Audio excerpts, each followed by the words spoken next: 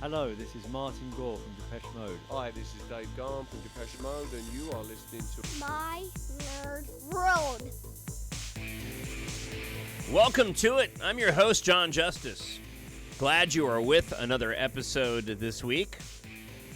Have some interesting items to share. The drummer of Depeche Mode, Christian Eigner, talking about the future of the band. Kind of. This is one of those circumstances, because I don't want to oversell this, all right? This is one of those circumstances where it's more about what Christian doesn't say than it is about what he says. Okay, so I'll have the audio for you here in just a moment. We'll start things off. I'm not going to make you wait. The instrumental version of Just Can't Get Enough has popped up in a new film. I would play it for you. One, I don't want to torture your ears. Two, I don't want to get dinged with a cease and desist, unfortunately. Also, I've now heard this from multiple sources. Okay, so what I had initially was a single source that had shared with me about those 4 unreleased, fully produced Memento Mori tracks. I've now heard it from a couple different sources. So I feel comfortable in sharing this bit of knowledge that I know with you. And then we'll get into your listener feedback this week as we talk about the greatest band on the planet, and that would be Depeche Mode. All right, first and foremost, Christian Eigner, drummer for Depeche Mode for quite a long time now, was at a recent drummer expo, had an interview with an individual in attendance, and thankfully that individual had the forethought to ask him about the future of the band. Here is that short interview. Playing. It's my first time playing at a drum show. Really? Yes. Oh, Yes. okay. I've never done anything like it before. I play clubs, I do solo shows, but I never played a drum show before. Okay. And I missed your show, unfortunately. You missed it? Yeah, sorry. What about the third song? That was great. That was good. great, yeah, that's true. The intro was good. What did you prepare for the show then? I play my solo show that I usually play in clubs. It's basically, I just play songs, instrumental songs, a few vocal bits, and I just played 45 minutes out of that show. Okay. That's what I did. Okay, perfect. And so is your normal schedule these days? Is Depeche Mode doing anything at the moment? Well, we had a very long tour that we finished last year. Okay. So, actually a year ago right now, we were still on tour. Okay. And that tour took 1.5 years, including rehearsal, everything. So usually we have a bit of a break in between tours. So at the moment, I'm focusing on my own stuff mainly. Yeah, okay. And I'm doing a lot of work a lot of studio work, of course. Okay. Are there plans to go back on the road with Depeche Mode? Who knows? We'll see. Okay. We'll see. All right. Thank you very Okay. much for taking the time. Thank you. Thank you. Thanks a lot. See you. Bye. See you soon. Okay, so let's just be upfront here. It's highly likely that Christian doesn't know anything in terms of the future of the band. That being said, that was less than a definitive answer. My takeaway, and I'd like to think I have a little bit of authority on this, and I may be sort of propping up my skills as an interviewer and a talk show host for 29 years, maybe, too much. But, my takeaway when I first heard that, my instinctive reaction was, okay, he knows the future somewhat, but, he's certainly not going to go and tell this individual without giving permission about what the future may bring. Now, I can't imagine the band has discussed anything with regard to touring, which would include Christian. But if Martin had begun writing, or Dave had begun writing again, or if there was talk of a new project, Christian may be privy to that information. We know that he has a close working relationship with Dave and has worked with, songs with him in the past. So I thought it was interesting. We'll see, as opposed to Dave's comment of, it not being in the cards, which in and of itself was really just indicative at the time of they hadn't discussed anything. I've still been very much of the opinion that when the Walk of Fame, the Hollywood Walk of Fame ceremony takes place, that's going to be the best opportunity for Martin and Dave to sort of figure out what they want to do next. And I am more and more of the opinion, especially the fact that we haven't had any other releases, that there still is a future for the band. All that said, and I'm curious to get your thoughts, please email me, talkshownerd@gmail.com. Leave a comment on YouTube. But I imagine that Dave is the one who ultimately has to make the decision. I feel like if Dave goes to Martin and says, hey, do you want to work on a new album, potentially even tour? Martin would be like, sure. I think Martin would be always game for that, at least for the time being. To me, it really seems like it's Dave who's more hesitant. And this was something that he was very upfront about at the beginning of the promotion for Memento Mori, that he wasn't sure he wanted to come back. And as a matter of fact, I went back and re-listened to the Apple Plus interview. And is the interviewer's name Zane Lowe? You have to forgive me. I wasn't familiar with this particular talent prior to this interview that was done on Apple Podcasts. But I'd only listened to it one time through, and I think I only watched the YouTube version of the Apple Plus interview with Dave Martin and Lowe. I actually listened to the podcast, and I feel like it was longer. There was parts in the beginning that I was completely unfamiliar with. But Dave had talked about how when he received the demo for Ghosts Again, and it was during the interview when they were discussing the inclusion of Richard Butler in the handful of tracks on the album that Martin had co-wrote with Richard Butler from Psychedelic Furs. When Dave said he got the demo for Ghosts Again, and he was actually dancing around and was like, oh yeah, I'm totally in after hearing that song, which I believe had Richard Butler on vocals, and I'm dying to hear those demos, by the way. And he said his daughter walked in and was like, what are you doing? He's like, you got to listen to this. Isn't this great? You know, and David talked about he wasn't sure that he wanted to continue, especially with the rigors of going out on tour again. I feel like it rests on Dave's shoulders about what they do in the future. So before I talk, because that interview that I mentioned actually plays into a bit of my commentary of those 4 unreleased tracks, because on a re-listen of the interview, I actually picked up on something I did not pick up on the first time relating to Martin Gore's comments. Before I get to that, though, let's just talk about this quick news item.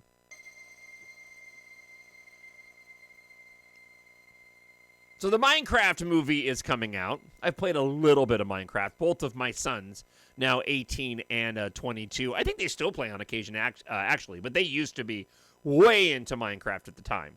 And that's typical when it comes to Hollywood. They're always so late in the game in going and capturing something in the middle of when it's in sort of centered in the cultural zeitgeist, and they decide they're going to move forward and make a movie, but it takes so long to get the production of a movie made that by the time it comes out, you know, that apex mountain of whatever piece of content the movie is based off of is now on the downslope, and certainly that's the case for Minecraft. However, there's a promo out, and on the album and the promo, they use sort of a meaty version of Just Can't Get Enough in the promotion of the film. So an instrumental version of Just Can't Get Enough actually features on the Minecraft movie soundtrack, which I suppose is just putting more money into Vince Clarke's wallet. So the most used track in a film from Depeche Mode, right? I don't know how many films and commercials it's been included in at this point in time. It's such an odd one. It's funny to me because Just Can't Get Enough is, I mean, it is Depeche Mode, but it's that weird anomaly out there of one of their most well-known songs within the normies of those that are aware of Depeche Mode, and not indicative at all of the quality of music that they make. You know, one of the best inclusions, by the way, was a slightly remixed version of A Pain That I'm Used To that was used in the trailer years ago for The Sorcerer's Apprentice with Nicolas Cage. I absolutely loved that one. All right, let's get to a little bit of inside information. And again, I've now heard this from a couple of different sources, so I did not want to share this with the podcast because I'd only heard it from one, and now that I've heard it from a few, it's like, all right, I'm not the only person that is aware of this. So, relating to those 4 unreleased Memento Mori tracks, this is nothing earth-shattering. We will get to hear those songs sometime, and I believe it's going to be in the near future, probably later this year. I don't know attached to exactly what, but that's my expectation. From what I have heard, those tracks were given the green light from Dave and Martin to be released. And this goes back to last year. And what's interesting is actually, now that I know this information, if you go back and listen to the interview that I was referencing and you hear Martin talk about those tracks, it actually makes sense in how those tracks were supposed to be utilized. Because Martin had said he expected those tracks, at least one of them, Life 2.0, to come out at the end of the year. Now, that was going back to 2023. The expectation was the band potentially was going to extend the Memento Mori tour.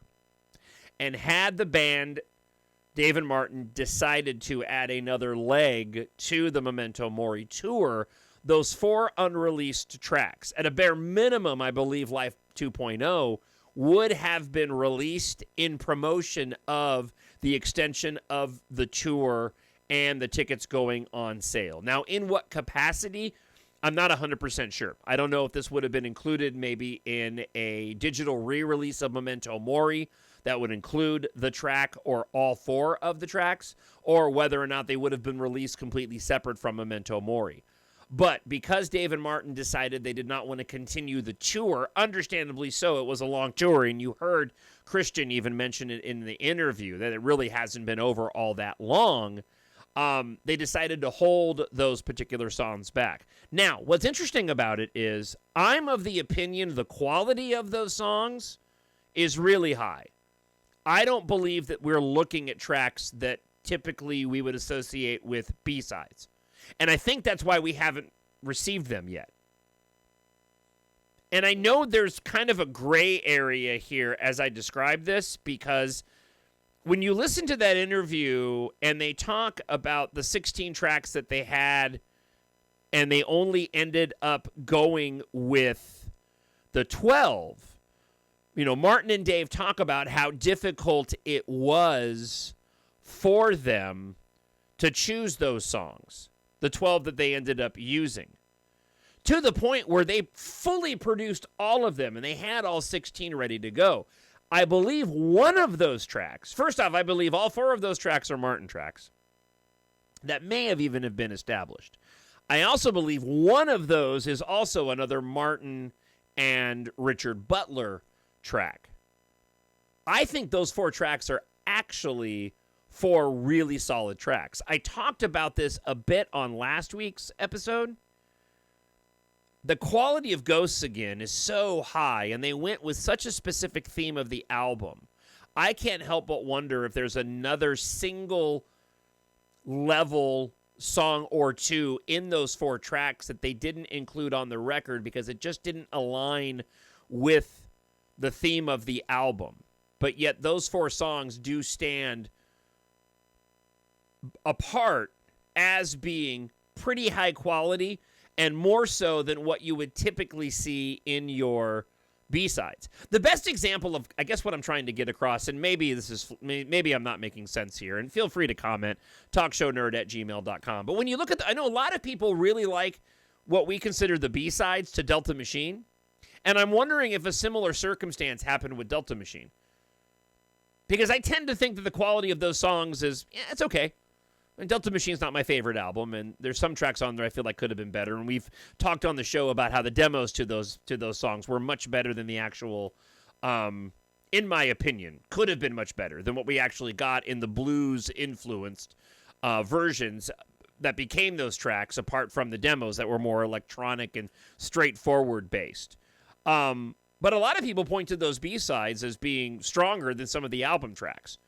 And I think that may be the case. It's always subjective when it comes to those 4 Memento Mori tracks. So, again, that's my understanding of what had taken place. They initially would have been used to promote another leg of the tour, but since the band decided they weren't going to, the label and the band held back on them, and they will be released at some point in the near future. Now, whether or not that ends up being on a physical release, I don't know. Whether or not that ends up being when and if the Mexico documentary gets released, or if they do the singles box set from Memento Mori and include those tracks on the singles box set.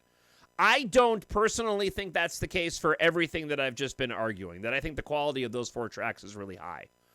And they're now figuring out what is the best and most advantageous way to go and take advantage of those songs. Listen, who knows? It could really be as simple as marking the addition of the star on the Hollywood Walk of Fame, that we end up seeing those songs then. So, again, nothing earth-shattering here. This was part of the information that I know. I still know a little bit more, but I haven't heard the other information that I have from more than my single source, and I don't feel comfortable in sharing that. So I'm going to hold off on that one unless I end up hearing that from multiple sources as well, and then I'll be more than happy to go and share that with you too. As always, love to hear from you. talkshownerd@gmail.com, or leave a comment up on YouTube. Speaking of comments, let's get to your emails this week. First, Ron writes in, talking about Brian Hazard from Color Theory. I've been going down a Color Theory rabbit hole of Brian Hazard and Color Theory and their music on iTunes. Really good stuff in there, especially his Depeche Mode covers. I think Brian Hazard may have been a bit harsh with his review of Gahan's tracks on Memento Mori. Granted that everyone will interpret music and lyrics in their right, but his assessment of Dave's songs and the lyrical quality could have been colored a bit more objectively. Dave has things to say, too, and he does it in his own way whilst living in Martin's lyrical shadow. Picture it this way. He has been making music with the likes of Martin for decades, and lives in a world where all of his creativity is inevitably compared to Martin and Depeche Mode's catalog. His solo work, taken separately, has some very good moments and tells stories that I don't think Martin would or even could tell. Hourglass, in my opinion, was great, and I still enjoy listening to it. Saw Something and Kingdom are genuinely strong and emotional works, but we're all drawn back to comparing it to Depeche Mode, and Dave suffers from his millions of fans expecting him to reach that benchmark that, frankly, most musicians never could. Lastly, every album is going to have duds, and Martin is not immune to writing a few. Like Violators Enjoy the Silence in the first track off of the album that came before. Just kidding. I'm hard-pressed to find anything even remotely a dud on Violator. Maybe that's a good topic for another day. Each album's garbage track. Oh, that's a tough one. My buddy Matt is instantly thinking and typing away as I talk. Good luck with that one. So, all said, thanks again for celebrating our favorite band with us every week and making my Thursday better. You're very welcome, Ron. And that last part almost didn't ring true. I was going to hold off on the podcast this week until Friday, but I decided to go ahead and do it typically as I do on Thursdays. All right. Ali Joffrey writes in again. Hello again from beautiful Madeira. Fun fact for you, John. This island was one of the filming locations for Star Wars The Acolyte. That is interesting. Apart from a couple of episodes, I quite enjoyed The Acolyte. Just got done recording my Star Wars podcast for this week as well, which you can find under Star Wars Show, My Nerd World. You'll find it on wherever you listen to this podcast, and it's available on YouTube and on your podcast platforms. In your last episode, while Brian Hazard praised Memento Mori's production, he called the album mature due to its simplistic vocal melodies. And I agree, the instrumentation is crisp, but I think it's the vocal mixing that causes me to question their direction. The vocals sit way too high in the mix and lack the usual reverb that creates that spacey vibe. I ran an experiment. I mixed the instrumental-only stem of Ghosts Again with its isolated vocal track. I lowered the vocal levels, added longer reverbs, and trimmed some lows, and it felt more immersive and more Depeche Mode-y. Send that to me. I want to hear it. Now, I have the actual, based off of the demo, I have the actual released official instrumental version of Ghosts Again. I listen to that all the time. Ghosts Again, the instrumental, it shockingly stands on its own even without Dave's vocals. They're both as equally good to one another, in my opinion. The band has always thrived on songs that move as a whole rather than having the listener focus solely on individual elements in the mix. Tracks like Never Let Me Down and Behind the Wheel hardly deviate from the single note vocal lines, and yet they create so much movement in the song as a whole. That's why I feel Memento Mori calls too much attention to the vocals alone, breaking away from the immersive movement of the song. That's what makes the vocal melodies in this album sound as simple. As for the song sequence, I love it. My Cosmos is Mine perfectly sets the tone for what's to come. Many have mentioned People Are Good as their preferred opening track, but it lacks that immersive world-building feel. And Speak to Me as a closer, perfection. It loops back to the opener seamlessly, creating an infinity loop you never want to leave. Your thoughts? Sometimes, only sometimes, I question everything. Well, listen, Ali, as I mentioned the last time, when you talked about the vocal mix, having listened to Memento Mori again a few times since then, I don't hear what you're hearing, but that doesn't mean that your assessment is wrong. I just don't hear what you're hearing in terms of the vocal mix. I would love to hear, though, your Ghosts Again mix to get a vibe on what it is that you see in the difference of the vocal mix. But I really appreciate your commentary and insight. Lastly, Chris writes in, I doubt that Alan ever asked to come back to DM, but I thought that I heard in a Martin Gore interview where Vince was pestering about coming back around the time of the VCMG project. Also, do you personally like the Counterfeit EP and Paper Monsters album? I love Ocean by Goldfrapp and Dave. Thanks, brother, Chris Culpepper.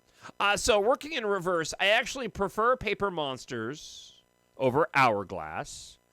Not an album that I go back to listen to very often, but on occasion, Paper Monster tracks will pop up on a playlist, and I'll listen to them. I also prefer the original Counterfeit EP to Counterfeit 2. There are some tracks on Counterfeit 2 that I enjoy quite a bit. The Counterfeit EP leans in closer to Depeche Mode, and it may be a nostalgia thing as it's so aligned with that time period around Music for the Masses and Violator that it just means more to me on a nostalgia level. There's a simplicity that's really beautiful in Counterfeit 2, but it's not an album that I go to revisit all that often. You know, listen, Martin and Dave are better together than they are apart. That just always seems to be the truth when it comes to Depeche Mode and their solo work, for me at least. But as I always say, it's subjective. Listen, that wraps up the show for this week. Thank you so much for spending time with it. I really do appreciate it. You like Depeche Mode, and if you also like to read science fiction, I hope you'll take a moment and check out my science fiction space opera series. There's a lot of different indirect and direct references to Depeche Mode in the book. The lead character himself throughout all 7 stories is a Depeche Mode fan, much older in the second part of the stories than he is in the first. I tried to include as much of the music that I love by making music through the 80s through the 2000s, nostalgic and popular, among the characters in the story, very much inspired by what they did with Ready Player One. So if you're into science fiction and you like Depeche Mode, I hope you take a moment and head on over to Amazon.com and pick up EMBARK Book 1 in the series. 7 books in all, telling the story after Earth faces its end. You'll follow pilots Taft, Catha, and their crew on board the infamous freighter, the Anniversary, as they embark on a journey of survival across the galaxy, fighting for their future far from Earth. It's a fast-paced, fun, and action-packed science fiction adventure without any sort of agenda whatsoever. You like science fiction, you like Depeche Mode, and you like your sci-fi to be epic with some romance, a lot of really cool technology, and unique action sequences throughout all 7 books in the series. Written for adults, but completely age-appropriate for anyone 11 and older. I hope you'll take a moment and pick up EMBARK Book 1 today, or the entire series, available in ebook, Kindle Unlimited if you subscribe. Hardcover, paperback, and audiobook on Amazon.com. Go and check it out today. Jon, Jon Justice, and EMBARK, EMBARK. I look forward to hearing from you. TalkShowNerd@gmail.com or leave a comment up on YouTube. Until next week, I hope you're happy. I hope you're healthy. I hope you're safe. God bless. And I'll talk to you again next week. Have yourself a fantastic one. And thank you so much for spending time with Depeche Mode, the podcast. Hello, this is Martin Gore from Depeche Mode. Hi, this is Dave Gahan from Depeche Mode, and you are listening to Me, Jon Justice. Talk to you next week. Bye.